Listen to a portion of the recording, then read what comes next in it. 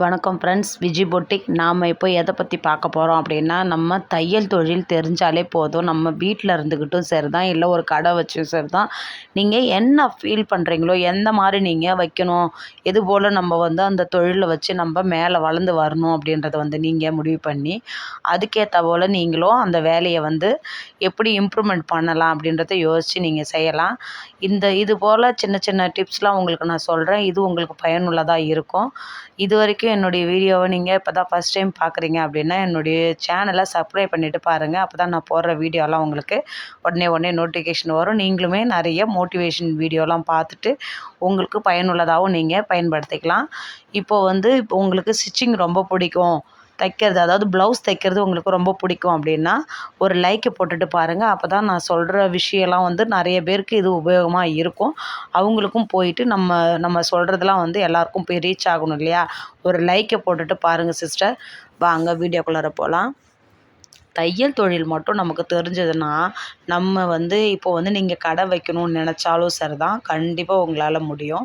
இல்லை நான் எனக்கு கடை வச்சுருக்காங்க, கடை வச்சுருக்கிறவங்க என்ன பண்ணுவாங்க, துணி அதிகமாக வரும். துணி அதிகமாக வந்துச்சுன்னா நம்மளால் தைக்க முடியல அப்படின்னா, நமக்கு தெரிஞ்சவங்களோ இல்லை நமக்கு தெரியும் இல்லையா, ஒரு சிலர் நல்லாவே ஸ்டிச்சிங் பண்ணுறவங்க இருப்பாங்க. அவங்கக்கிட்ட கூட நம்ம கடையில் இருந்துக்கிட்டே கூட அவங்களுக்கு பீஸ் ரேட்டுக்கு ஜாக்கெட் கொடுத்த கூட நம்ம தைச்சி நமக்கு வர கஸ்டமரை நம்ம கொஞ்சம் கரெக்டாக நம்ம பண்ணிக்க முடியும்.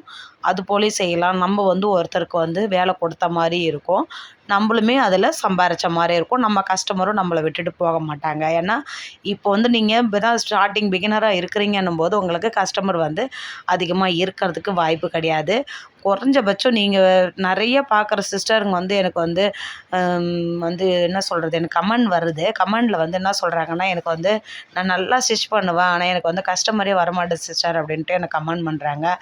யாருக்குமே எடுத்த உடனே கஸ்டமர் அதிகரிக்காது சிஸ்டர். ரொம்ப கஷ்டம், ரொம்ப ஹார்ட் ஒர்க் பண்ணணும். நான்லாம் கடை ஆரம்பித்து 6 மாதம் வரைக்குமே எனக்கு கஸ்டமரே வரல சிஸ்டர். நான் சும்மா உட்காந்துருக்கக்கூடாது, கடைக்கு நம்ம கடையை ஆரம்பிச்சுட்டு சும்மா உட்காந்துருக்கக்கூடாதுன்றதுக்கோசம் இந்த 6 மாதமாக நான் என்ன பண்ணியிருந்தேன் அப்படின்னா, வீட்டில் இருந்தது எனக்கான ப்ளவுஸு இது எல்லாமே நான் உட்காந்து மெனக்கட்டு நான் லைனிங் வாங்கியாந்து போட்டு, என்ன கடை ஆரம்பித்த புதுசு இல்லையா, நான் எல்லாமே ஓனாக எல்லாத்தையும் நான் ரெடி பண்ணி வச்சுக்கிட்டு நான் கடை வச்சேன் அப்படின்னா, சப்போஸ் நமக்கு பிக்கப் ஆனால் தான் போச்சு. பிக்கப் ஆகலைன்னும் போது அப்போ நம்ம அதில் போட்ட நம்ம மெட்டீரியல்ஸ்லாம் திருப்பி நமக்கு ரொம்ப ரிஸ்க் இல்லையா, நம்ம போட்ட அதனால் ஃபஸ்ட்டு நல்லா மூவ் ஆகுதா அப்படின்னு பார்த்துட்டு தான் அதுக்கப்புறம் தான் நம்ம மெட்டீரியல் வாங்கியாந்து நம்ம அதை இன்னும் மேலே பெருசாக்கணும் அப்படின்னு நினச்சாலும் நம்ம பண்ணிக்கலாம். அதனால் நான் பேசிக்காக இதை தான் பண்ணியிருந்தேன். அப்படி இருக்கும்போது யோசித்து நம்ம செய்யணும் இல்லையா? அதனால தான் நான் என்ன பண்ணியிருந்தேன் அப்படின்னா, லைனிங் துணி இதெல்லாம் நான் வாங்கி வச்சில்ல. நான் ஃபஸ்ட்டு கடைன்னு ஆரம்பிக்கும்போது என்ன வாங்கியிருந்தேன்னா, மிஷின் ஏற்கனவே வீட்டில் இருந்துச்சு. ஓவர்லாக் மிஷின் கூட ரிப்பேராக இருந்துச்சு. அதை கூட நான் ரெடி பண்ணி வைக்கல. ஒரு கட்டிங் டேபிள் வாங்கியிருந்தேன். அவ்வளோதான், கட்டிங் டேபிள் அவ்வளோதான். ரேக்லாம் கூட வாங்கலை. இவ்வளோ தான் இருந்துச்சு நான் பேசிக்காக நான் கடை வைக்கும்போது. அது எனக்கு கடை வைக்கிறதுக்கு ரன் பண்ணணும் அப்படின்ற பட்சத்தில் நான் யோசித்து, சரி இப்போதைக்கு இது பார்ப்போம், அப்போ ஓகேவா ஆகிடுச்சுன்னா அதுக்கப்புறம் பார்த்துக்கலாம் அப்படின்னு சொல்லிட்டு தான் நான் இதை மட்டுமே வச்சு ரன் பண்ணியிருந்தேன். 6 மாதம் வரைக்குமே நான் என்ன பண்ணியிருந்தேன் அப்படின்னா, ஏதாவது நம்ம தச்சிக்கிட்டே இருக்கணும். நம்ம சும்மா உட்காந்தோன்னா இவங்ககிட்ட துணி வரல, இவங்களை நம்பி நம்ம எப்படி கொடுக்குறது அப்படின்ற மாதிரி யோசிப்பாங்க அப்படின்ட்டு நான் யோசித்து என்ன பண்ணியிருந்தேன், நான் உட்காந்து என்னுடைய துணியோ இல்லை இன்னொரு பழைய கஸ்டமர் கொடுத்து வச்சுருந்தாங்க, அதெல்லாம் லைனிங்லாம் நான் என்னுடைய ஓன் காசு போட்டு நான் லைனிங் வாங்கி போட்டு எல்லாமே நான் ஸ்டிச் பண்ணி வச்சுருந்து, அப்புறம் அதை வாங்க வராங்க பார்த்தீங்களா, பழைய கஸ்டமர்ஸ் அதாவது வீட்டிலேருந்து தைக்கும்போது வந்த கஸ்டமர்ஸ் அப்படிலாம் அவங்க வாங்க வரும்போது அவங்கள பார்த்துட்டு வந்தாங்க. அவ்வளோ கஷ்டப்பட்டு அந்த 6 மாதத்துக்கும் நான் வாடகை கொடுக்குறதுக்கும் சரி தான், நான் எனக்கு வீட்டோடைய ப்ராப்ளத்தையும் சரி பண்ண முடியாமல் கடை வச்சு ரொம்ப கஷ்டப்பட்டேன் அந்த 6 மாதம். அதுக்கப்புறம் தான் ஒரு ஆளாக அப்படியே பிக்கப் வர அப்புறம் யோசித்து பார்த்துட்டு கொடுக்க ஆரம்பித்தாங்க. அதுக்கப்புறம் தான் எனக்கு கஸ்டமர் எனக்கு அதிகமாக ஆனாங்க. அதனால் நம்ம எடுத்த உடனே நமக்கு கஸ்டமர் அதிகரிக்க மாட்டாங்க. நம்ம எந்த அளவுக்கு இப்போ கடை வைக்கணும்னு நம்ம முயற்சி பண்ணி கடை வைக்கிறோமோ, அதே ஒரு தன்னம்பிக்கையோடு நம்ம என்ன பண்ணணும்னா, வெயிட் பண்ணால் மட்டும்தான் நமக்கு நம்ம நினைக்கிற மாதிரி நமக்கு கஸ்டமரும் அதிகரிப்பாங்க. நாமளும் அதுக்கேற்ற மாதிரி நம்ம என்ன பண்ணணும் அப்படின்ட்டு யோசித்து செய்யலாம். இப்போ அதுபோல் நம்ம செய்யும்போது கொஞ்சம் பேசிக்காக ஆரம்பத்தில் வந்து நமக்கு கஸ்டமர் இருக்க மாட்டாங்க. அப்புறம் வர வர வர பிக்கப் ஆகிடும் இல்லையா? அப்போ அதுக்கப்புறம் நம்ம என்ன பண்ணணும் அப்படின்னா, அது மாதிரி கஸ்டமர் அதிகமாகிட்டாங்கன்னும்போது நமக்கு வந்து ஒரே ஆள் தைக்கிறோம் அப்படின்னா நமக்கு ரொம்ப கஷ்டமாக இருக்கும். அப்போ நம்ம ஆள் போட்டு தைக்கணும் அப்படின்ற சுச்சுவேஷன் வரும்போது, நீங்கள் வந்து இன்னொருத்தவங்க ஒரு டெய்லரை வந்து நல்லா தைக்கிறவங்களா பார்த்து தேர்ந்தெடுத்து அவங்களுக்குமே நீங்கள் பீஸ் ரேட்டுக்கு ஜாக்கெட் கொடுத்தீங்கன்னா அவங்களுமே ஒரு 10 ரூபா சம்பாரித்த மாதிரி இருக்கும். அவங்களுக்குமே நீங்கள் வேலை கொடுத்த மாதிரி இருக்கும். உங்களுக்குமே உங்கள் கஸ்டமர் வந்து உங்களை விட்டுட்டு போக மாட்டாங்க. இப்படிலாம் இருந்தாலும் நம்ம வேலையை வந்து இன்னமும் வந்து இருக்க நம்ம பெருசாக்கிக்கிட்டே போகலாம்.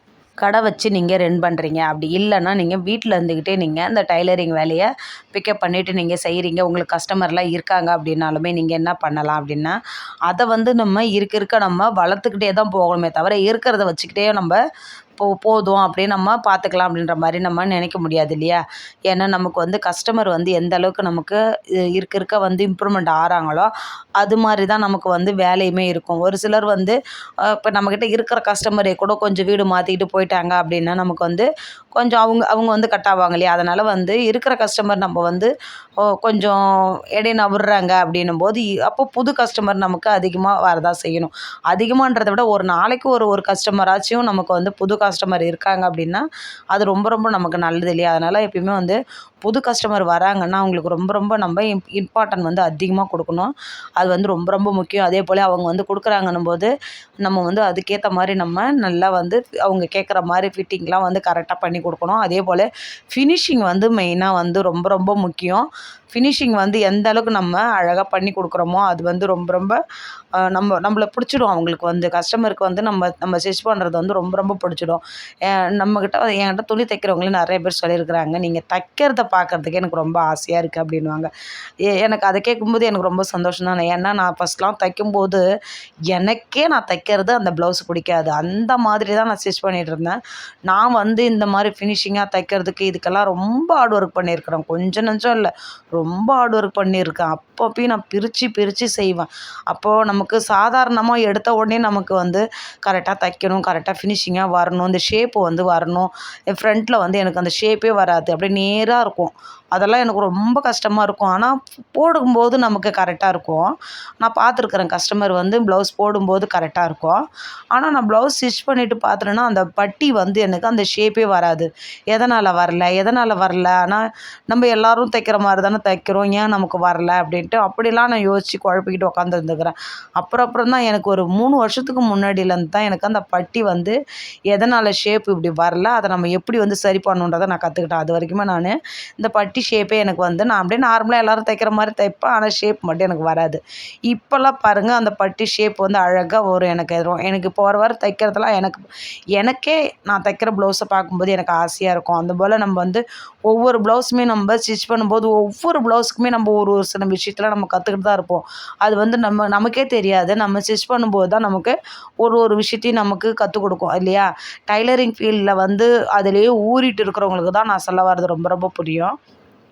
பிகினராக இருக்கிறவங்களுக்கும் கூட பாருங்கள், நீங்கள் ஒரு சின்னதாக யாரோ ஒருவங்க யூடியூப்பில் நீங்கள் வந்து ஒரு வீடியோ பார்க்குறீங்க அப்படின்னும்போது அது வந்து உங்களுக்கு எல்லாமே உங்களுக்கு வந்து பார்க்கும்போது ஈஸியாக இருக்குது, எல்லாமே நமக்கு புரியுது அப்படின்ட்டு எடுத்துக்க முடியாது இல்லையா? உங்களுக்கு தெரியும் எது வந்து இது வந்து எனக்கு ரொம்ப பிடிச்சிருக்கு, இது போல் நான் ட்ரை பண்ணி தைக்கணும்னு ஆசையாக இருக்குது அப்படின்ட்டு உங்களுக்கு தெரியும் இல்லையா? அது மாதிரி தான் நீங்கள் ட்ரை பண்ணுவீங்க. இப்போ எல்லாருக்குமே அந்த சுபாவம் இருக்க தான் செய்யும். அதுபோல் தான் நம்ம தைக்கும்போதே நமக்கு தெரியும் இந்த மாதிரி மெத்தடில் தைச்சது நமக்கு வந்து கட்டிங்கும் சரி தான், ஸ்டிச்சிங்கும் சரி தான் நல்லா வருது அப்படின்னா நமக்கு வந்து அதை வந்து கண்டினியூவாக நம்ம தைக்க ஆரம்பிக்கிறோம். அப்போ வந்து நமக்கு அது ஃபாஸ்ட்டாக வரும். கட்டிங்காக இருந்தாலும் சரி தான், ஸ்டிச்சிங்காக இருந்தாலும் சரி தான், நமக்கு ஃபாஸ்ட்டுன்றது அதிகரிக்கும். அப்போ ஃபாஸ்ட் அதிகரிச்சதுன்னா நம்மளால் ஈஸியாக வந்து ஒரு நாளைக்கு ஒரு 3 கஸ்டமர் வருது. எப்பயுமே நான் வந்து இப்படி தான் நான் வந்து ஒரு நாளைக்கு வந்து நான் 3 தைப்பேன், 4 தைப்பேன், 10 தைப்பேன், 15 தைப்பேன்லாம் நான் கணக்கு போடவே மாட்டேன். ஒரு நாளைக்கு எத்தனை கஸ்டமர் தான் நான் முடிக்கிறேன், அதுதான் எனக்கு ரொம்ப ரொம்ப முக்கியம். ஏன்னா ஒருத்தவங்க வந்து 4 ப்ளவுஸ் எடுத்துகிட்டு வருவாங்க, ஒருத்தவங்க 2 ப்ளவுஸ் எடுத்து தருவாங்க, ஒருத்தவங்க 3 ப்ளவுஸ், அதுபோல் எவ்வளோ வேணாலும் எடுத்துகிட்டு வருவாங்க. கஸ்டமரை வந்து நம்ம வந்து இத்தனை ப்ளவுஸ் தான் அவங்க தைப்பாங்கன்னு நம்ம சொல்ல முடியாது இல்லையா? அவங்கவுங்க ஒரு ஒரு மைண்ட் தாட்டில் இருப்பாங்க. அதுக்கேற்ற மாதிரி அவங்க எடுத்துகிட்டு வருவாங்க. அதனால் வந்து நம்ம என்ன பண்ணணும் அப்படின்னா, நான் எப்பயுமே கஸ்டமர் தான் பார்ப்பேன். இன்றைக்கி நான் 3 கஸ்டமர் துணி முடிச்சிருக்கேன். அது வந்து 4 ப்ளவுஸோ 5 ப்ளவுஸோ அது என்னவோ அதை நான் வந்து காலையில் நான் எடுக்கிறதுக்கு முன்னாடியே அதை நான் மைண்டில் ஃபிக்ஸ் பண்ணிவிடுவேன். இன்றைக்கி வந்து இந்த கஸ்டமர் எடுக்கிறோன்னா அவங்களது 4 ப்ளவுஸு இது வந்து காலையிலேருந்து மதியத்துக்குள்ளார அதை முடிச்சிடணும். அப்போ மதியத்துக்கு மேலே இன்னொரு கஸ்டமர் எடுக்கணும். அப்போ முடிஞ்ச வரைக்கும் நான் வந்து வீடியோக்கோசம் சொல்ல சிஸ்டர், நான் முடிஞ்ச வரைக்கும் ஒரு நாளைக்கு ஒரு 3 கஸ்டமர் துணியாவது முடிப்பேன். அதை யோசித்து வச்சு தான் செய்வேன். ஒரு கஸ்டமர்து ஒரு 4 ப்ளவுஸ் 3 ப்ளவுஸா அதை கணக்கு பண்ணிப்பேன். இன்னொரு கஸ்டமர்து ஒரு 2 ப்ளவுஸா அதை கணக்கு பண்ணிப்பேன். இன்னொரு கஸ்டமர்து ஒரு 2 ப்ளவுஸா அது மாதிரி. இது மாதிரி தான் நான் கணக்கு வச்சுக்கணுமே தவிர, நான் வந்து இன்றைக்கி வந்து ஒரு 8 ப்ளவுஸ் தைக்கணும் 10 ப்ளவுஸ் தைக்கணும் அப்படிலாம் நினைக்க மாட்டேன். முடிஞ்ச வரைக்கும் என்னால் முடிஞ்ச வரைக்கும் 3ன்றது 4 கூட நான் முடிப்பேன். ஏன்னா ஒரு சில கஸ்டமர்து ஒரு ப்ளவுஸ் கூட இருக்கலாம் இல்லையா? அதனால் இது மாதிரி நீங்கள் பண்ணி பார்க்கும்போது, நீங்கள் ட்ரை பண்ணி பார்க்கும்போது என்ன ஆகும் அப்படின்னா, நம்மளுடைய ஒர்க்கு வந்து சீக்கிரமாகவே முடியும். இதுபோல் நீங்கள் முடிக்கும்போது அடுத்தடுத்து நம்ம கஸ்டமர் நம்ம அவங்க கேட்ட நேரத்துக்கு நம்ம ப்ளவுஸையும் ஸ்டிச் பண்ண தர முடியும். இது மாதிரி நீங்களும் ட்ரை பண்ணி பாருங்கள். உங்களுக்கு அது ஓகேவா இருக்கா? உங்களுக்கு அது சரி வருதா அப்படின்ட்டு நீங்கள் எனக்கு சொல்லுங்கள். ஏன்னா இப்போ வந்து நமக்கு கஸ்டமரும் அதிகரிக்கணும், நம்ம வேலையும் வந்து நமக்கு முடிக்கணும் இல்லையா? இந்த தையல் தொழிலில் பொறுத்த வரைக்கும் யாருமே இது வரைக்கும் நான் வந்து இந்த ஃபீல்டை நான் தேர்ந்தெடுத்தேன், இதால் வந்து நான் வந்து எனக்கு ரொம்ப ரொம்ப எனக்கு பாதிப்பு தானே தவிர இதால் எனக்கு லாபமே கிடையாது அப்படின்னு ஒருத்தர் மட்டும் சொல்லவே முடியாது. ஒரே ஒருத்தர் மட்டும் சொல்லிட்டாங்கன்னு வச்சுக்கோங்களேன், நான் இந்த ஃபீல்டை விட்டே போயிடுவேன். ஏன்னா அவங்க அப்படி சொல்கிறாங்க அப்படின்னா அவங்களுக்கு அந்த ஒர்க்கு பிடிச்சி செய்யலை, அவங்க வந்து ஆசைப்பட்டு செய்யலை, வேண்டா வெறுப்புக்குன்னா அந்த வேலையை செய்கிறாங்கன்னு அர்த்தம். ஏன்னா இந்த வேலையை நீங்கள் ரொம்ப ரொம்ப சந்தோஷமாக ஃபீல் பண்ணி நீங்கள் இந்த ஒர்க்கை நீங்கள் செஞ்சு பாருங்கள். உங்களுக்கு அந்த வேலை உங்களுக்கு பெரிய விஷயமாவே தெரியாது. அதுக்கேற்ற மாதிரி நமக்கு அதில் வந்து ஆர்வம் அதிகமாக இருக்குமே தவிர, நமக்கு எப்படா இந்த ப்ளவுஸை முடிச்சுட்டு போய் உட்காருவோன்னு தோணவே தோணாது. நான் ஒரு காலத்தில் அப்படி தான் இருந்தேன். ஆனால் இப்போல்லாம் அப்படி கிடையாது. ஒரு கஸ்டமர் வராங்க அப்படின்னா எனக்கு அது ஒவ்வொரு கஸ்டமருமே எனக்கு வந்து அவ்வளோ ஒரு பொக்கிஷம் மாதிரி நான் அதை ஃபீல் பண்ணி அதை நான் வாங்கி வைப்பேன். இப்போ பாருங்கள், எனக்கே வந்து ஜென்ஸு சட்டைலாம் வந்து தைக்கவே தெரியாத இருந்தேன் நான். யூடியூப்பில் வீடியோவை பார்த்துட்டு கட்டிங் போட்டு எங்கள் பாப்பாவுக்கு வந்து இப்போ வந்து 9 வயசாகுது. அவளுக்கு வந்து நான் கட்டிங் போட்டு ஸ்டிச் பண்ணி கொடுத்துருந்தேன். போன வருஷம் காலர் வச்ச சட்டை தைச்சி கொடுத்துருந்தேன். கரெக்டாக இருந்துச்சு, சூப்பராக இருந்தது. அதுபோல் வந்து சரி இந்த வருஷமும் நம்ம ட்ரை பண்ணி பார்க்கலாம் அப்படின்னு சொல்லிட்டு ஒரு ஒரு கான்ஃபிடென்ட்டாக நானும் என்ன பண்ணிட்டேன், இவ கடையில் கொடுக்காம நாமளே தைக்கும் அப்படின்னு ஒரு ஐடியாவில் எடுத்து வச்சுருக்கிறேன். என்னால் முடியுன்ற ஒரு நம்பிக்கையோடு தான் நான் எடுத்து வச்சுருக்கிறேன். இது போல் நீங்களுமே ட்ரை பண்ணி பார்த்துட்டு எனக்கு நீங்கள் கமெண்ட் பண்ணுங்கள். இந்த வீடியோ பிடிச்சிருந்தா லைக் பண்ணுங்கள். Bye friends.